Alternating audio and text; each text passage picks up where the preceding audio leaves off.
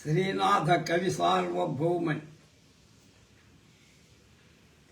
శ్రీ శివరాత్రి మహాత్మ్యం 7వ భాగం 18/2/26 ద్వితీయ ఆశ్వాసంలో ఉన్నాం. యజ్ఞదత్త చరిత్ర అని చెప్తున్నాడు. ఈ శివరాత్రి మహాత్మ్యాన్ని సుకుమారుడి చరిత్ర అని కూడా అంటారు. ఆ రాజుకు అఖిల శాస్త్ర విద్యా కళా పావన గంభీర బుద్ధి యజ్ఞదత్తుండనే బ్రాహ్మణుడు, దేవేంద్రుడికి బృహస్పతి, వృషపర్వుడుకు శుక్రుడు, దశరథుడుకు వశిష్ఠుడు, రాముడికి విశ్వామిత్రుడు అని అజాతశత్రుడికి ధౌమ్యుడు, నరుడికి సుమతిలాగా ప్రధానిగా రాజ్యభారంపు భరిస్తూ ఉండేటువంటి ఆ మంత్రి భార్య వినయవతి, వివేకవతి, విభ్రమవతి, విలాసవతి, సౌభాగ్యవతి, లక్షణవతి, ఔదార్యవతి, గాంభీర్యవతి, లజ్జావతి అయి సర్వగుణ సంపూర్ణ సుశీల అభిధానయై భామారత్నం అతనికి ప్రేమాస్పదం వై ఉంటుంది. ఆ హేమాంగదుడనే రాజు యజ్ఞదత్తుడనే బ్రాహ్మణుడు మంత్రి. అతడు సర్వశాస్త్రాలు, విద్యలు, కళలు బాగా తెలిసినవాడు. పవిత్ర గంభీరమైన బుద్ధి గలవాడు. అతడు దేవేంద్రుడికి బృహస్పతిలా, వృషపర్వుడికి శుక్రుడిలా, దశరథుడికి వశిష్ఠుడిలా, రాముడికి విశ్వామిత్రుడిలా, రాజ్యానికి ధర్మరాజుకు ధౌమ్యుడి, నరుడికి సుమతిలా, హేమాంగదుడికి మంత్రి అయి రాజ్యభారం చేస్తున్నారు.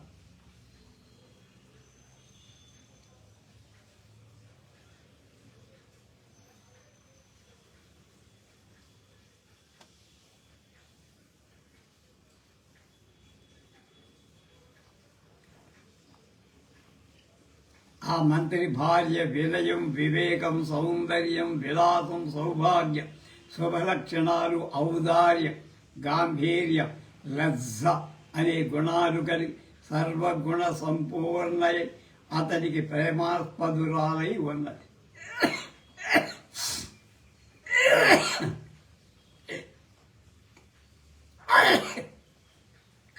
అన్ని భాగ్యంబులున్న నా అభ్యముకి శ్రీ మహాలక్ష్మి కలుగంగనేమిసల ఉత్తర వదనావలోకనోద్భూతమై ఒక్క సౌఖ్యంబు భ్రాంతి అయి ఉండుగాక. అలా ఉండే పద్మముఖి సుశీల అన్ని భాగ్యాలున్న పుత్ర సుఖ దర్శనం వలన ఆనందం మాత్రం దుర్లభమైపోయి శ్రీ మహాలక్ష్మి కలిగిన ఏం ప్రయోజనం లేకుండా పోయి తనయ సంతానలబ్ధి దౌదవ్వుగా విభవ సంపత్తి కలిగియు విన్నబోయి వనిత నిష్ఫల పుష్ప దర్శనము దాల్చే శరలతా కారణము ఓలె జవ్వనంబు.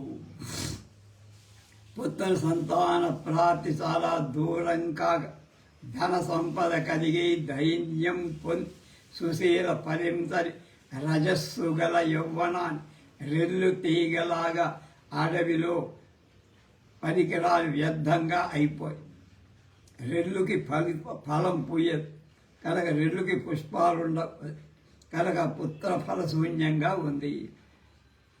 కాంత పుష్పాది భోగంబు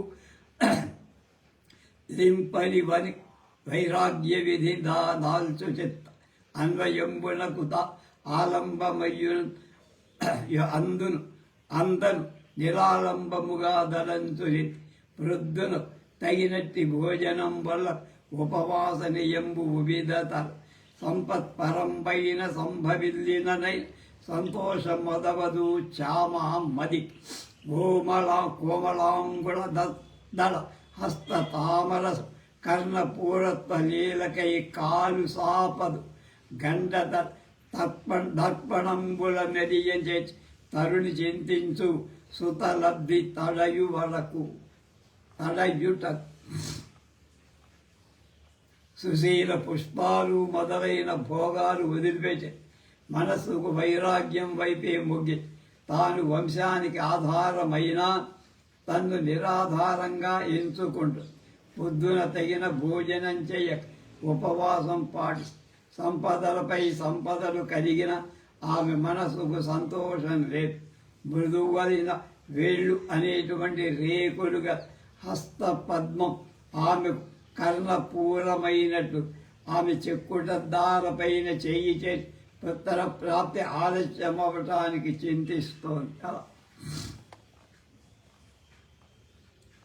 సంతతి లేని దుఃఖమున సామజరాజ ఘటంత వైభవం ఎంతయు కలిగిన సరసి జేక్షణ విన్నగబోయుండు నీ శ్రీమంతిని బోటి కత్తెల మానస వృత్తి ఎరుంగ చెప్పదై ఐకాంతికకే చెయ్యపై కాంత కణించు మనోరథార్థము సంతానం లేని దుఃఖంతో ఏనుగుల వరకు గల వైభవం ఎంతో ఉన్న ఆ సుశీల దీనురాలుగా ఆమె తన చెలికత్తలు తన మనస్సులోని అభిప్రాయాన్ని బయటకి చెప్పటం ఆమె ఏకాంత శయ్యపై పడుకొని తన భవిష్యత్తు గురించే ఆలోచిస్తుంది.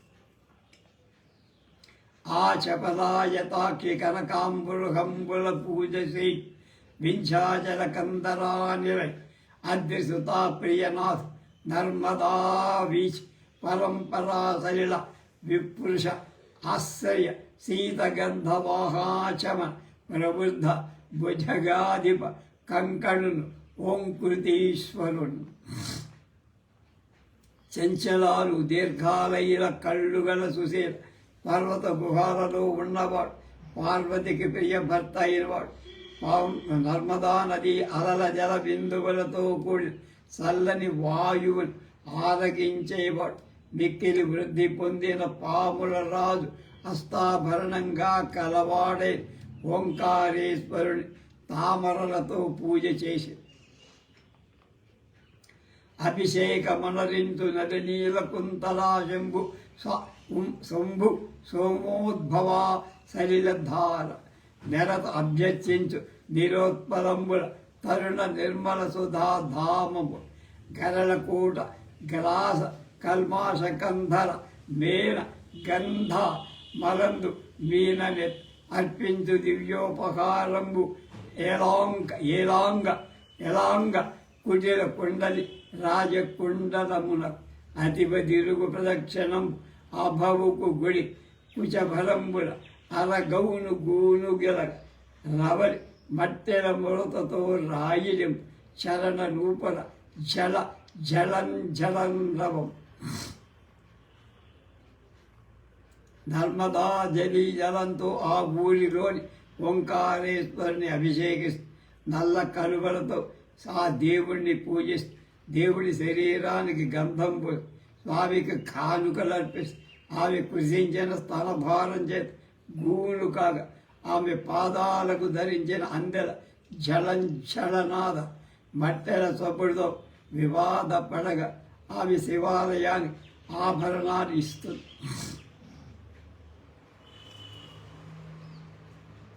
ఒక్కనాడు ఓంకారనాథులకు ప్రదక్షిణం ఆచరించుదు ఆ పద్మాక్ష ప్రాకార ప్రగాణంబుల ఒక్క పౌరాణికుడు శ్రీ మహాభారతంబు ఒక్కాణించువాడ పాత్ర కులకు పుణ్యలోకంబు లేద కథానుకథన ప్రసంగంబుల పలికిన విని సంతాన విరహ వేదన దూయమాన మానసయ మందిరంబున కేదించి అంత భువనంబుల విహారశయ్యపై మేను వై చింతాక్రాంతయై ఉండే అంత ఉదత్తమంద కాశిని అన్వేషించి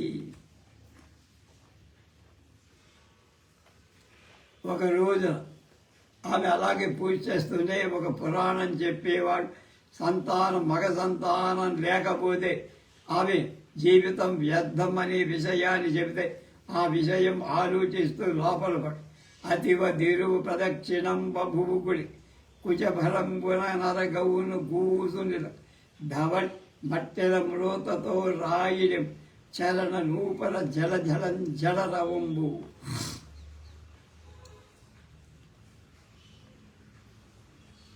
సుశీల నర్మదా నదీ జలంతో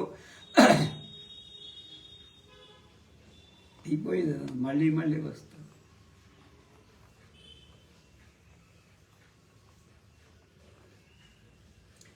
ఒకనాడు ఓంకారనాథుడికి ప్రదక్షిణం చేస్తూ ప్రాకారం గదిలో ఒక పౌరాణికుడు మహాభారతం పురాణం చెబుతూ పుత్రుడు లేని వాళ్ళకి పుణ్యలోకం లేదని కథ చెప్పే ప్రసంగా పలికి ఆమె తనకు పుత్ర సంతానం లేకపోవడం రహస్యంగా ఇంటికి వచ్చి పాన్పు మీద పడుకొని నిద్రపోతూ దుఃఖిస్తూ అప్పుడు యజ్ఞదత్తుడు ఆమెను వెతికి ఏం జరిగిందో కాంత సరోజనాళ లతికాత పండు శరీరయష్టి ఏకాంత గృహాంతర స్థిత ప్రియాంగన చేరగవచ్చే మంత్రి కల్పాంతరమున్ రసాతల కుహరంబు డాంగియున్న భూకాంత వరాహమూర్తి హరి గచ్చర దాయంగ మచ్చు కైవడిన్ మంత్రి యజ్ఞదత్తుడు వరాహావతారుడైన విష్ణువు ప్రళయకాలం పాతాళమనే గుహలోపల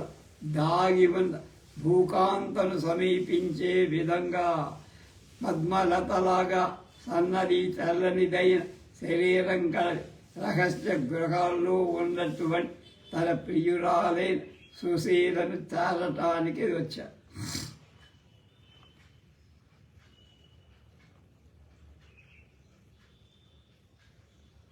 దాయవచ్చిన కృత ప్రత్యుత్నయు అప్పంకజాఖ్యుజన్ తాను కూర్చుండి అవిరళ అస్సుడు పాతాద్రీకృత దుకూలయు అనలంకృతయునైన చూసి యజ్ఞదత్తుడి రాన్నాడు. ఆ యజ్ఞదత్తుడు సుశీల దగ్గరకు వచ్చి ఆమె తాను మంచంపై కూర్చి అధికమైన కన్నీళ్లతో తడిసిన ఆ సన్నని వస్త్రం కల అలంకరణ లేని ఆమెను చూసి ఇలా అన్నారు.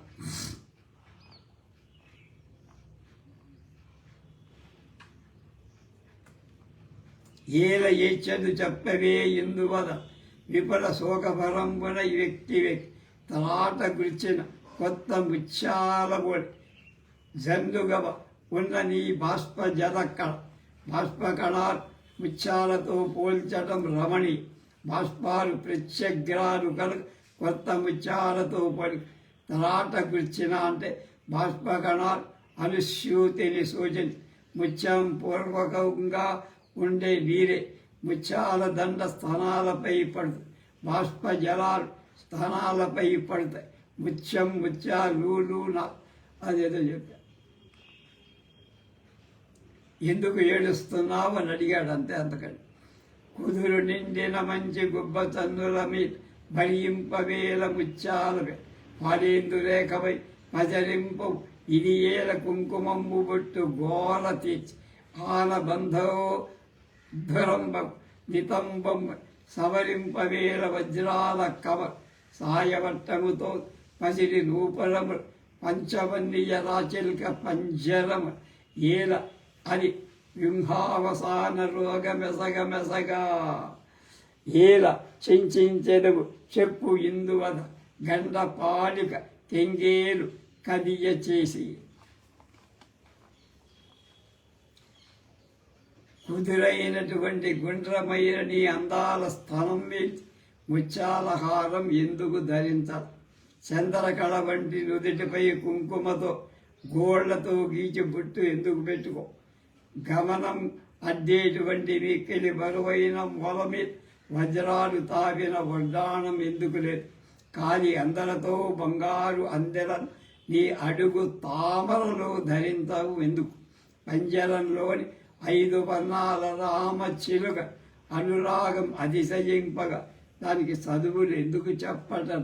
నీ చెక్కిలిలో ఎర్రని చేతిని ఉంచి ఎందుకు ఎప్పుడు దుఃఖిస్తున్నావు?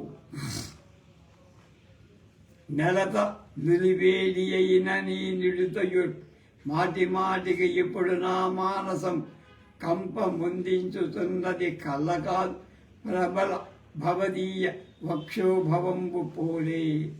ఇంది సుశీల కొద్దిగా అయినా వెచ్చనైన నీ నుట్టు పెద్దదైన నీ స్థానంలాగా నా మనసు నాటికానికి వణికిస్తోంది. అపరాధము చేయగద చపలాయత నెత్త ఏను జనమున నేటి నిపుణతో జింపించగా నెపమేమియు కానరాదు నీ ఎలుగునకు. నేనేమైనా తప్పు చేశానా? ప్రేమతో చూడలేదా? చాలా ఆలోచిస్తే నీ దుఃఖానికి కారణం ఏం కనపట్టలేదే అన్న. భవదాయత్తం విభవం భవదాయత్తము సువ్య ప్రాణము నాకు భవదాయత్తము సర్వం ధవళాంబుజ పత్రనేత్ర తజ్జంబరయ. తెల్ల తామర వంటి కళ్ళున్నదాన, నా సంపద నీ అధీన, నా ప్రాణం నీ అధీన, నా సమస్తం నీ అధీన. పరిశీలించగా ఇది నిత్యం, ఇది నిజం. ఈ దుఃఖానికి కారణం ఏమి చెప్పమని అడుగగా ప్రత్యుత్తరం బియ్యక ఊరకున్నదాని తాంబూల కరండ వాహిని మంత్రితో ఇట్ల దేవాదైవంబు కరుణ లేమించేసి పెద్ద కాలం వి మహారి సంతాన లాభంబు దూరం బగుట కారణంబుగా శయన ఆసన పాన భోజన విభూషణ పరిధానాది సముచిత వ్యాపారంబు పరిజన ప్రయత్నంబున ప్రతి దినంబున ఎట్టకేలకు నిర్వర్తిస్తూ దేవర హృదయ వేదన గావింప నోప అనవరతం తోపకుండు చరిస్తున్నది. నిన్నటి రేపు పత తపన మండలంలో కువిత కపిల